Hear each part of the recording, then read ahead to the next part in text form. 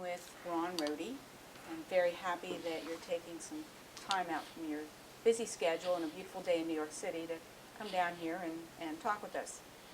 So I thought maybe we'd start talking about your early careers and how they helped prepare you for your first position in PR, which was with the Kentucky Fish and Wildlife Resources. The Kentucky Department of Fish and Wildlife Resources. Okay.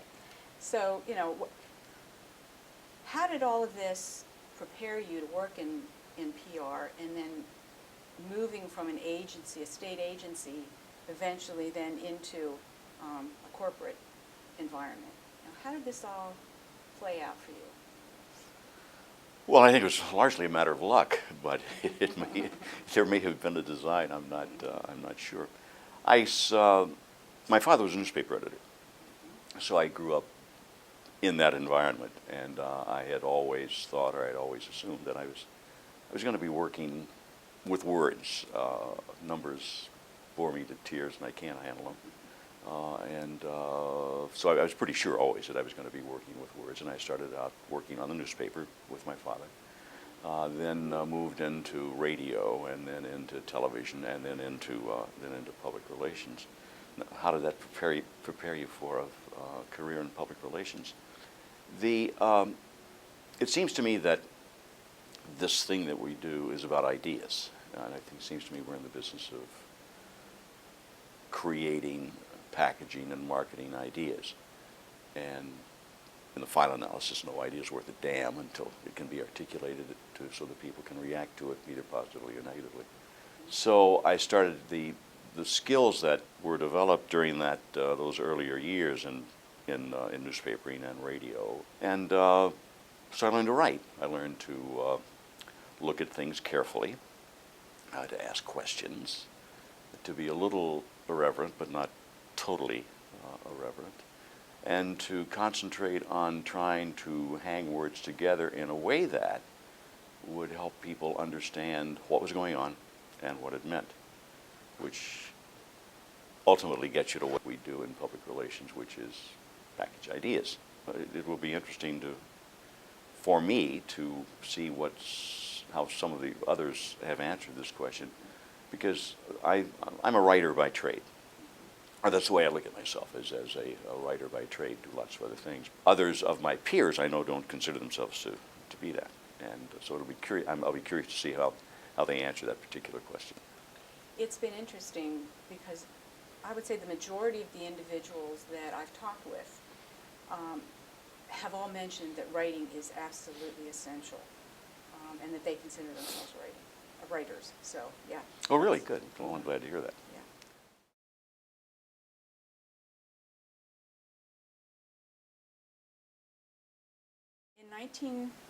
I'm not exactly sure. When did you go to Kaiser? Was that in the 1980s or? No. We went to Kaiser in 55 or 6, I think. Okay. Quite early. Okay. So you were the Vice President of Public Relations and Advertising. Mm-hmm. And in 1981, there was a crisis resulting from the ABC magazine show 2020, claiming that the corporation, Kaiser Corporation, intentionally sold some unsafe house wiring. So, instantly put you in crisis mode. How did you handle that? Did the CEO seek you out and ask for your counsel? And how did you respond to the quote, trial by television? Well, that's ultimately what the exercise came to be known as, trial by television, and I'm happy to say that we gave it that name, because that was the issue that we wanted to get exposed as we went through this entire exercise, and that was the issue of fairness. That is, the ability of television to put you on trial and try you and be the prosecutor, the defense attorney, the judge, and the jury without you having a chance to say anything except what they choose for you to say. So it was a tremendous amount of fun as we went through it. Seemed to last a long time. But what was the CEO's role?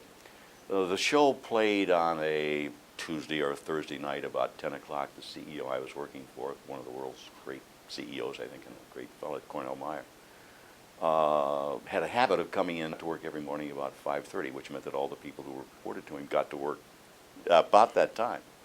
So I was in my office early that next morning, still dark. Office is on a beautiful building looking out over Lake Merritt on one side in Oakland and out to the San Francisco Bay on the other. Sun's just coming up. It's a beautiful morning, developing in Cornell. I'm in my office. Cornell walks into my office and says, "Did you see that show last night?" And I said, "Yes, sir." And he said, "We're not going to stand for that. What are you going to do about it?" And so from there, we stepped back and developed a pretty aggressive program which upset most of the people in our industry at the time. The theory at that point was that you don't pick fights with people who buy their ink by the barrel. We didn't care about that. Cornell's concern basically was how our own people would react to these charges that we were doing this heinous sort of thing, putting a product on the market that was unsafe and from which people died. And his essential concern was the concerns of our own people. Everybody else in the industry made that product. This is Kaiser Aluminum, Alcoa, the biggest in the industry, made it. Reynolds made it. All the other big players made it, and nobody wanted any attention drawn to the adequacy of this particular product. And all of the industry advised Cornell quite loudly to let alone. Don't do anything about it. And Cornell's reaction was, no, we're not. We're going to take it on. So we took it on, and we took it on about as aggressively as you can do. We brought suit against ABC under the Fairness Doctrine. Cornell and I, the two of us, undertook a speaking program across the country, going to practically any venue that would entertain us, and that ranged from the Economic Club of Chicago to the Kiwanis Club, Virginia. But over the course of that year, we must have done 100, 125 speeches or so between the two of us, taking the message out directly. Worked very aggressively with our members in the House and the Senate, again on this issue of the Fairness Doctrine, insisting that ABC give us unedited response time in prime time, in the same time span same time period in which they had made these accusations against us. That had never happened before, and of course no network was going to relinquish unedited response time. We made enough noise, and I guess did our job effectively enough that ultimately ABC did give us unedited response time in primetime TV. Ted Koppel handled the show. We put the manager of that division up to deliver our response unedited on primetime TV, and ABC insisted though that Geraldo Rivera was the reporter on that piece. They insisted that Geraldo be able to come on and challenge our person who happened to be the fellow's name was Steve on the show, and so we prepared Steve. There's been a lot of time, as people do, walking through Q&A and role-playing as he got ready for that confrontation with Geraldo, but Koppel handled the interview and did it just beautifully. And the result was that after the show played, we did some polling, but in any event, the reaction seemed to be that we had prevailed, that we'd won in that argument. So we got the unedited response time at primetime TV, and I'm happy to say that ABC continued that show for at least a year, we were off it, of course, but offering the opportunity to others who felt that they had been unfairly tried on television to come on and give their point of view. And as I say, we found out something very interesting, I think. We made this whole issue, I started to say made it spin. I didn't want to say that. We based this issue on the issue of fairness, that it just wasn't fair that power that television has can come in and accuse you of something and you not have the chance to present your own defense other than through them. Just wasn't fair at all. So it was the issue of fairness. And it turns out that the issue of fairness basically is a pretty popular idea with the American public. And ABC saw that because they were getting a lot of calls and letters and pressure generally about this whole issue of trial by television. So ultimately, we got the time, and we had a lot of fun doing it, and it turned out to be sort of a case study at the time.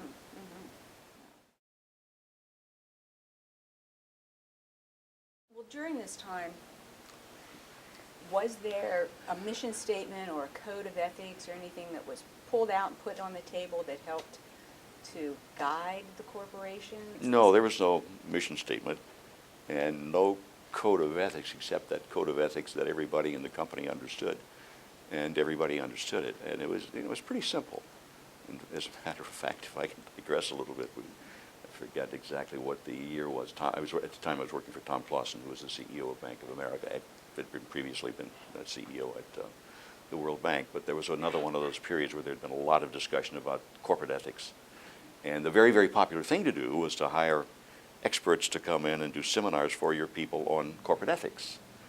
And Tom, and of course we did that because everybody was doing it. But Tom, he said, what I want our people to do is to be sensitive to and follow the cadets code. And the cadets code, as Tom phrased it, and I'm sure it's true, and it's either the Citadel's code or the U.S. Naval Academy's, I'm not sure. But the cadets code is, a cadet does not lie, cheat, or steal, or tolerate people who do. And Tom says, that's our code of ethics, and that's what I want people to conform to. This idea of mission statements, I think is a good idea, but I think they're effective only to the extent that the ethic or the idea is embedded in the culture of the company. Otherwise, it's just words and they're just words and you may give people a warm feeling, but is of no particular consequence. The only time that mission statements make a difference in managerial performance is when the elements of the mission statement are built into the performance reviews of the line managers. Now, if that's the case, if people are being judged on how they perform against that set of standards, then they perform.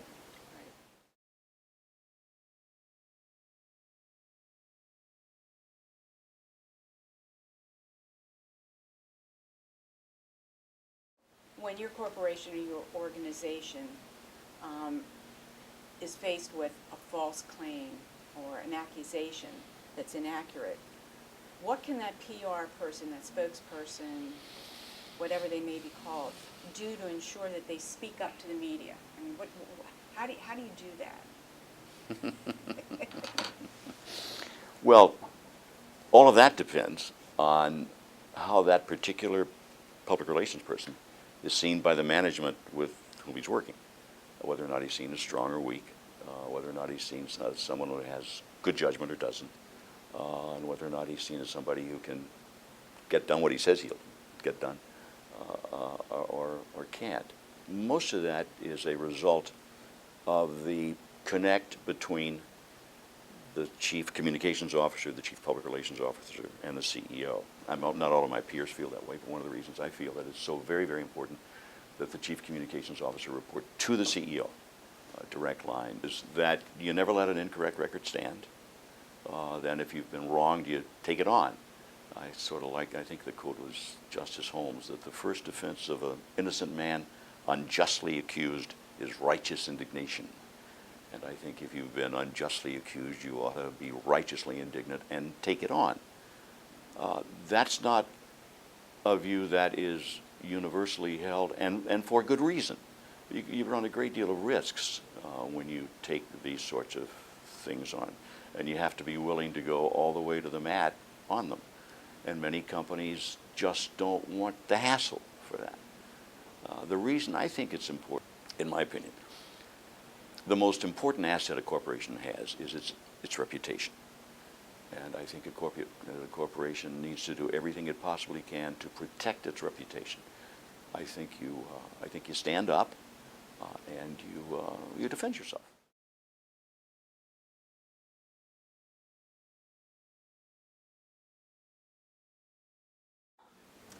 You mentioned something that has come up in several interviews that I've done, and you use you reference the corporate communications officer or the public relations officer.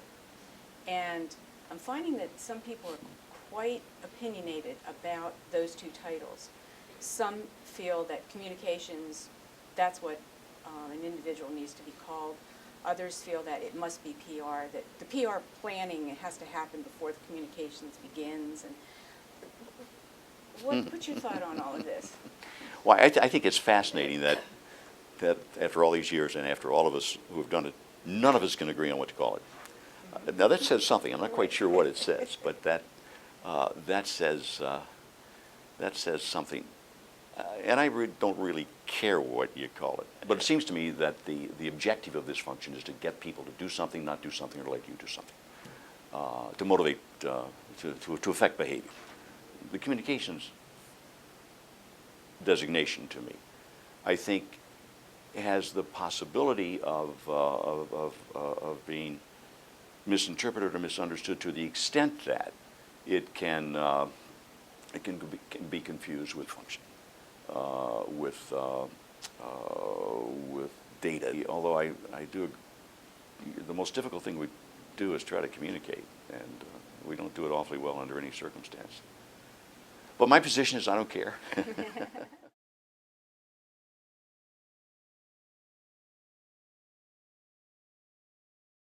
Let's move into a general discussion on corporate arrogance and image and reputation and behavior, and how a PR person really deals with all of this. Now, over the years, we've had quite a few organizations that have been labeled as an arrogant corporation. Okay, they no longer take responsibility for their actions or their community. Can you talk a little bit about this, this arrogance and corporate social responsibility, and shed some light on how PR practitioners can protect the interests of their organization's stakeholders? Well, I have to say that I'm embarrassed by the performance of many of our best corporations over the past 5 or 10 years, and very embarrassed by the apparent greed of the most senior officers in the amount of recompense that they seem to attract, regardless of whether or not they've done the job well. And I think one of the things that drives the arrogance is greed. And I think that is a very, very bad circumstance. There was a time in this country, and maybe we're going to get back to it because we keep changing managers a lot.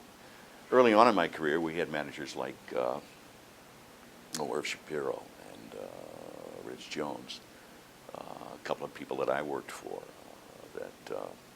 Meyer for one, and others, who felt that a corporation had responsibilities that went beyond the bottom line, that you had a responsibility to try to provide jobs for people so that you'd have healthy communities and schools could be supported, that you had a responsibility to protect the quality of life in the communities in which you operated, that you didn't need to drive every last possible dollar of profit to the bottom line as rapidly as possible. And that's changed. I think the general management attitude now is drive every last possible dollar of profit to the bottom line as rapidly as we can.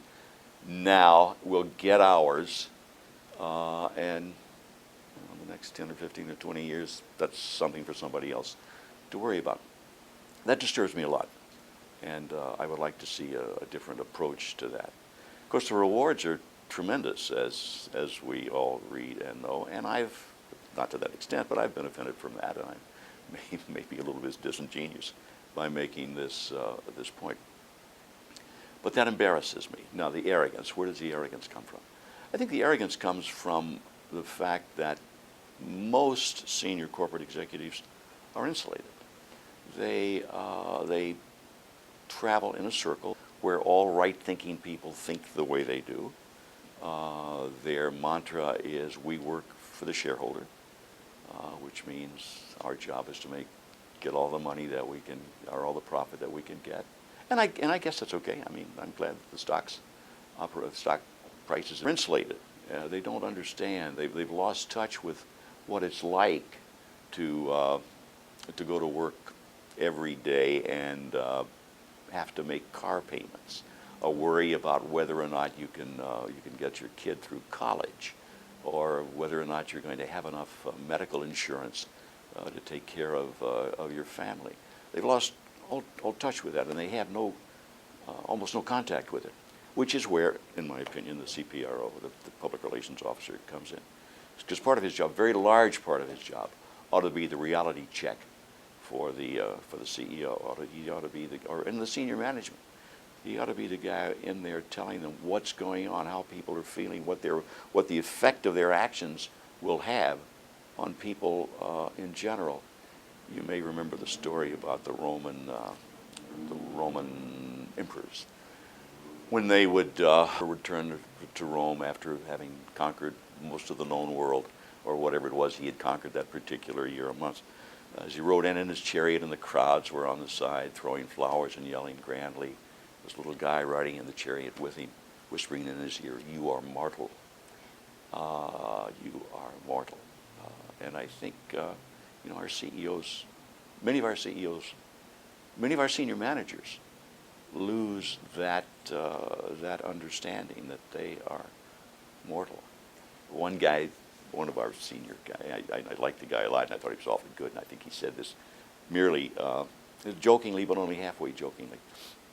He kept referring to the people on the 22nd floor as we godlike creatures. There's some of that feeling, and the role of the PR, in my opinion, the role of the PR person is to bring some reality into that mix. Now that takes a certain amount of courage.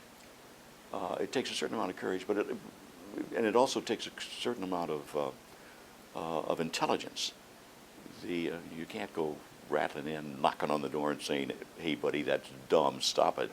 You've got to exercise your skills as a communicator, but to get those points made. But I think it's a very strong responsibility of public relations managers.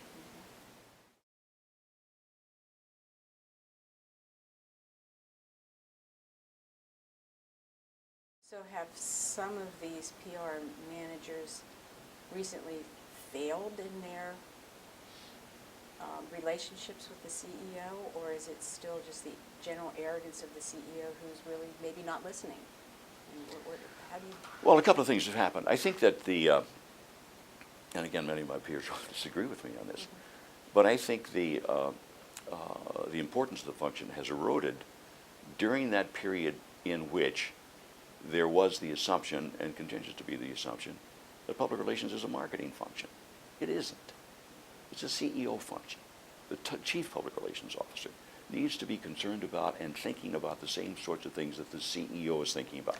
One of those things is marketing, and one of the things that public relations can do very, very well, better than advertising in some circumstances, is support the marketing effort.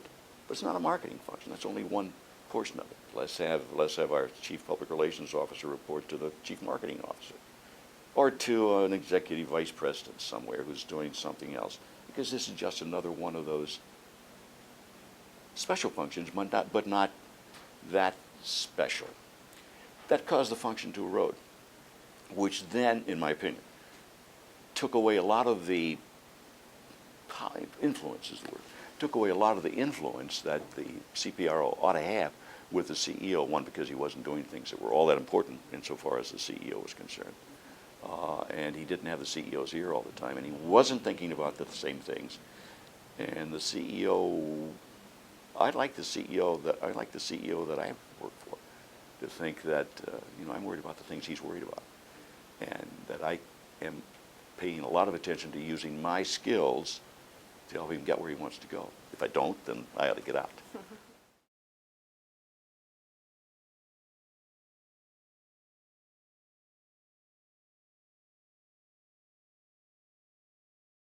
So you've worked with numerous CEOs in your career. As the CPRO, as you said, the corporate or chief public relations officer, or as a private consultant. And you used all those experiences to write your book, The CEOs Playbook, from the perspective of the counselor kind of giving advice to CEOs, what to think about in their position. So talk a little bit about this book, why you wrote it, how it's been used, and just, well, you've really talked about the duties of a PR practitioner, and you've talked about the importance of the relationship, but you know, what has come about because of this playbook? Maybe something, but I hope something. I can't imagine that anything of any real consequences come about as a result of it. I've got a lot of things off my chest in it, and it pretty well summarizes what I think this game is. I use the game imagery Right. in a positive way, not that it's insubstantial, but that it's very, very important. It is a game. There are winners and losers. There are really important stakes. But it's used in college classes. Some CEOs have used it, and one or two have told me they thought it gave them some good ideas. But I think that's probably about the extent of the book. Although, as I say, it gave me an opportunity. You may notice if you've read it, and perhaps you haven't, and it wouldn't surprise me. There is a chapter in here that's intended to educate the CEO, to explain to him that public relations isn't a marketing function, that it is a CEO function. These are the things that ought to be part of that function, and it all ought to report to you because the things that it gets done are so important to you that you can't afford to have amateurs do them. So that chapter, I hope, may have helped a little bit. But there are other things in there that are useful. This started as a series of memos to a young executive with whom I was working at the time who was in line to be CEO. He was going to be CEO. And this started as a series of memos to him, explaining to him things that I thought he ought to know as he got ready for this job. One of which is that if you concentrate just on managing the company, you're going to lose, because a large part of your function is to manage all these outside forces that affect your ability to make a profit, which sort of speaks as well to the Page principles. The book makes specific reference to them, and I think Page was dead right and continues to be dead right in that all our companies operate at the pleasure of the publics they serve, and we had better serve them well. We had better look out for their interests, and we had better be responsive to them. And we need to operate in such a way that they will give us permission to operate profitably. I think that's true, and that means a couple of things, but shorthand, a lot of simple shorthand sort of things like try to do the right thing and tell the truth. If you look back over your career, and it's over 30 years. Well, at the very least. It was probably close to approaching 50 now, I guess. 50, wow. Which Okay. is, was pretty hard for a 45-year-old guy, but I started early. How has the whole field changed? But I guess I wonder, how have you changed when you first started in your position way back in Kentucky, and as you worked through to Bank of America? What adjustments have you made over those years? In your thinking, your actions? Well, I hope I've gotten smarter. I think my judgment has improved considerably, but that's really an interesting question. I don't think, in my own mind, I don't think I've changed at all. I've gotten better, I think, and I don't mean that in an egotistical sense. I mean, I just have gotten better in the things that I do, know how to do them. One of the things that's really been very important for me in my career, two things have been very, very important to me in my career. Luck. I've been very, very lucky. And the other is that I really enjoy it. I mean, I really get a bang out of this. I get a lot of psychic income from it. So it has a tendency to keep me, I get very, if I'm on a project, I'm really wrapped up in it. I get very enthusiastic about it. I don't think that's changed particularly, but it has intensified because I've been given things to do that are of more consequence and are more interesting to deal with. But I don't think that I've changed other than that, except through the the normal process of maturing and understanding and honing your skills. Now, obviously, things have really changed over those years with new technologies. What do you think about the new media and the internet and the transparency that has been created because of all this available information and the fact that there are bloggers out there and things go flying through cyberspace and so quickly?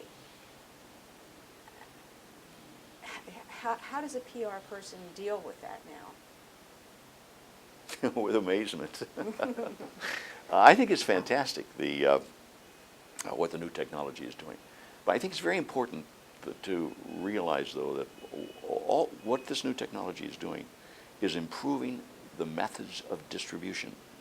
It's not changing the principles. It's not changing the fundamentals. It's improving the methods of distribution.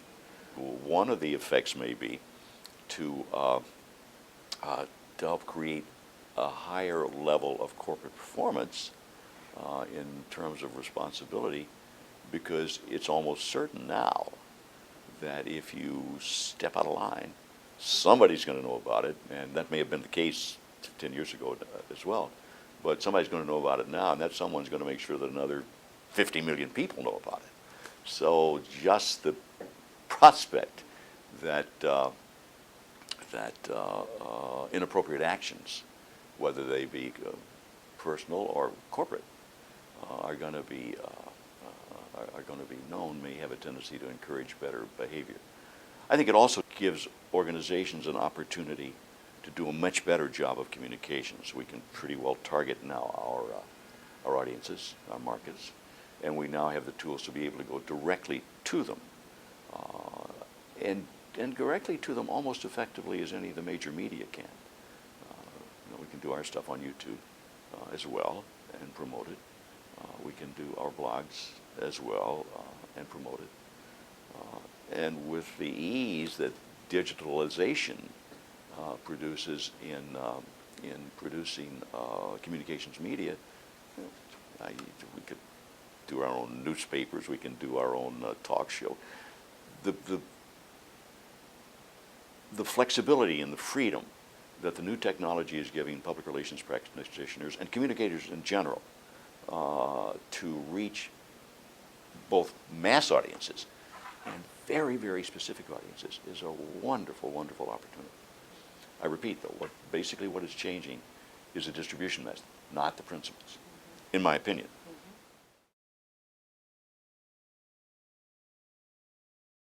If you're in that position today to hire someone for a PR position, what characteristics, qualities, and attributes would you be looking for in that person? What's important to you? Well, don't most of us sort of hire people like ourselves?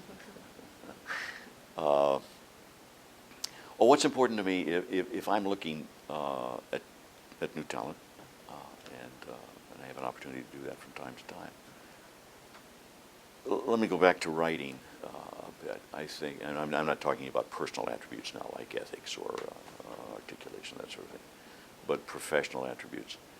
It seems to me that writing is the fundamental skill of a public relations practitioner, because it is it's the articulation function. It is also the discipline function. You can't write well unless you know what it is you're trying to write about, and you can't know what it is you're trying to write about unless you've done the research, done the reportage, done the investigation necessary to understand what the situation is. So, and clearly you can't move anybody unless you can get your ideas across in a persuasive way, which is why I think writing is the essential skill for public relations people. I also think it's one of the essential skills for attorneys, and they approach it in that fashion. So I look for people who are very good writers. Now, I've had a tendency in my career, we're past that now, but we talked about classes. My class is now off the scene. There are new classes coming on. But there was a tendency for the people in my class to go for people coming out of the media, principally coming out of journalism, and for a couple of reasons. One is You knew they could write. You knew they were disciplined. You knew they could handle deadlines. You knew that they didn't give in to pressure.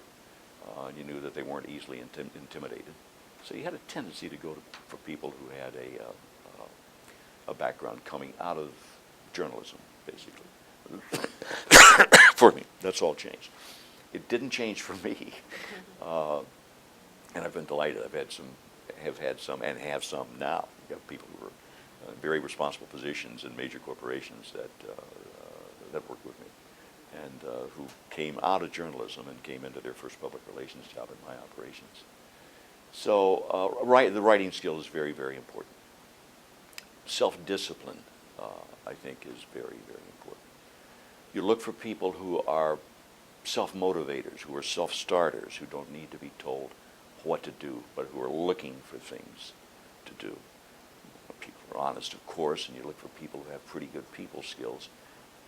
The first thing you do is, when the person sits down across the desk from you and says, I really like public relations because I love people, that's the person that you just escort out the door right away, because that's not the person that you're looking for when I say people skills. I mean, you've got to have pretty good people skills. You've got to have, you're looking for people with energy, but both physical and mental. I guess there's a long list, but those will do for starters. Okay. All right.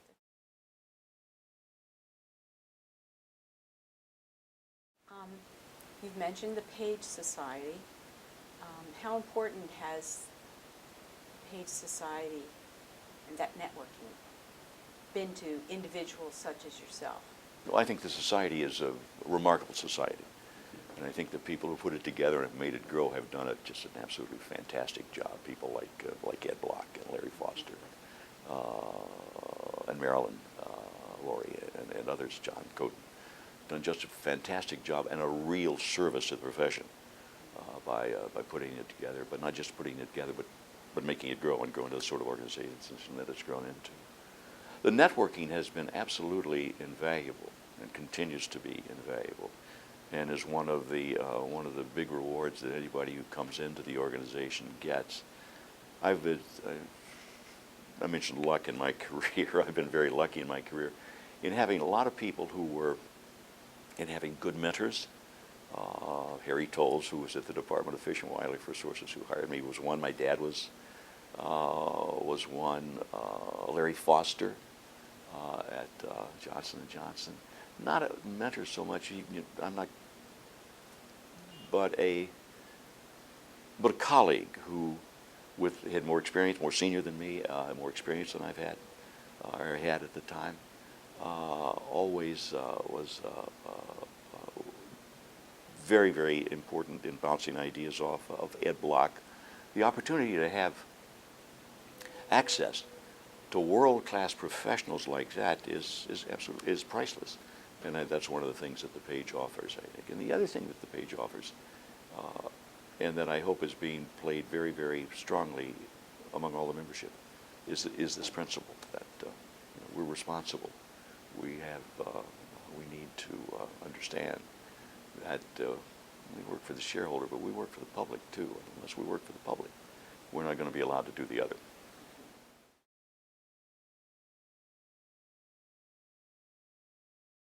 So looking back over your professional life, is there an accomplishment that you're particularly proud of that you might want to just talk about for a minute?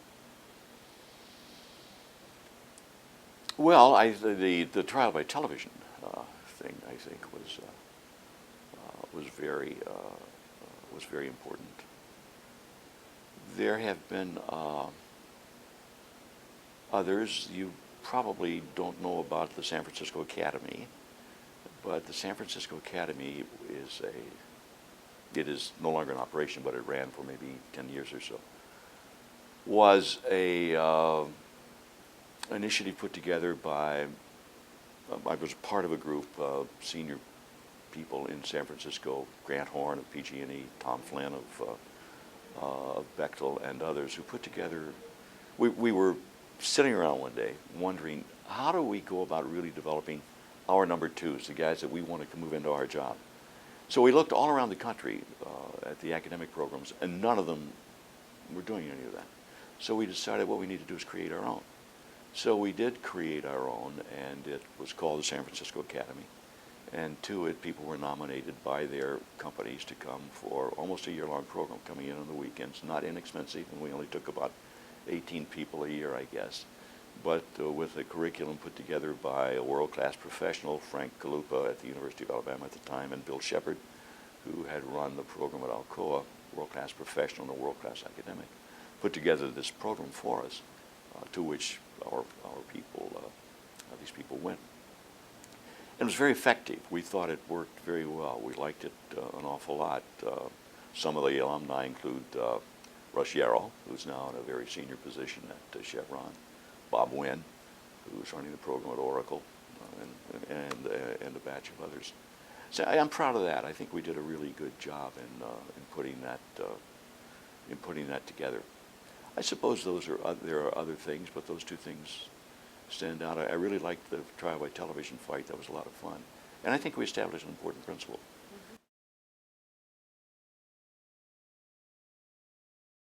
Is there anything else that you'd like to talk about? Thinking of your audience as being perhaps the this next generation, that they're in college or in graduate programs and they're looking to break into this field eventually. Is there anything else you'd like to tell them? Well, a couple of things. One, it's the best game in town, without, in my opinion.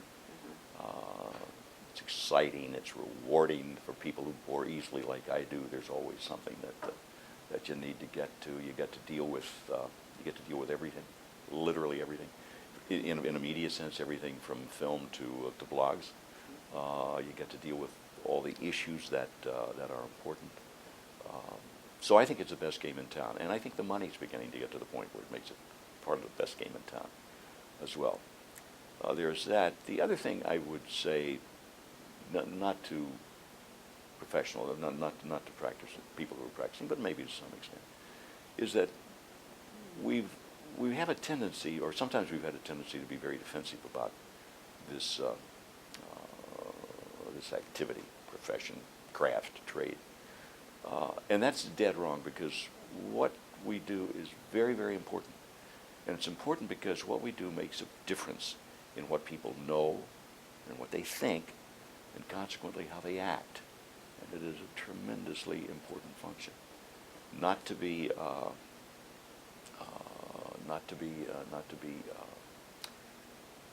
denigrated in any way, in my opinion, and not to be used loosely. I think we need to practice our wares. We need to practice our craft for people that we believe in and whose ethics we support, and not do so for others. So it's there are those things. I think is very, very important. One of the I think, as long as I'm rambling here, there have been a couple of things that have disturbed me about the field overall. I think our people, by and large, have not been nearly assertive enough. In senior circles, when you're sitting there with the chief counsel and the chief labor relations guy and the CEO, and people are making public relations judgments in this environment, I think our people don't often enough say, "I'm the expert. I'll make those decisions." I had, pardon me, a very good friend, chief counsel at Kaiser Aluminum while I was there, Bob Turner. I had this deal: you get to make all the public relations decisions, and I'm going to make all the legal decisions, and that worked. That worked pretty well, but I think we haven't been professionally assertive enough. The other thing I think that has disturbed me about many of the programs that I see, and one of the reasons that I think the field might not always get the respect and support that it should get, is that all too frequently our people are involved with programs not knowing what they want to achieve. I guess it's not necessary to be known and loved by all. But I think we feel that if we run opinion tests that say, oh, people have a favorable impression about us, that we've done our job. That's not the job. The job is to help the organization reach its goals, and we need to be very, very clear about what it is we're doing in each program in order to make sure that those goals are reached. We don't have clearly defined objectives all too often, and I think those clearly defined objectives, understood by the senior line management of the company, when achieved, add real stature to the organization. Well, I want to thank you for taking the subway all the way here and spending some time. I appreciate it very much, and Pleasure. I think your comments will be very, very valuable when added into our collection. Thank you. Thank you.